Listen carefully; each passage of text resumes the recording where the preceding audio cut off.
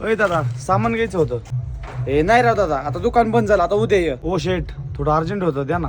नाही राव दादा, आता टाइम झालाय जेवण करायची, उद्या या. बोला की सुरेश शेठ. आईला लय मान खाली टाकून चाललेत का रे? काय झालं? अहो सुरेश शेठ, सामान घेत होतं अर्जंट, पण तुमच्या भावाने काही दिलं नाही, दुकान बंद केलं. आईला त्यांनी सामान नाही दिलं तुम्हाला? अय ऋषी इकडे ये. का हो दादा बोला ना. अरे कस्टमर आलं तर दुकानावर, तू सामान का नाही दिलं त्यांना? अहो दादा लय उशीर झालता, मग भूक लागली होती, त्यामुळे त्यांना म्हणलं उद्या या. दादा जर कस्टमर नसताना आलं समजा ठीक आहे, पण एकदा कस्टमर जर आपल्या दारापर्यंत आलं ना, त्याला कधीच माघार नाही पाठवायचं. अहो दादा पण भूक लागली होती.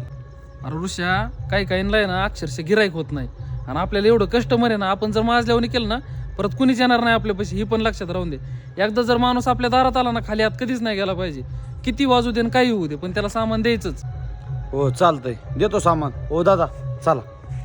हा आणि ऐक, गिरायक हा राजा आहे, त्याला कायम राजाचीच उपमा द्यायची. सॉरी बरं का शेठ, चुकलं आमच्याकडून. हो जाऊ दे ना शेठ, घेतो सामान आता. हो हो चालतंय चालतंय, पण माफी असू द्या आम्हाला, चुकलं आमच्याकडून. चला.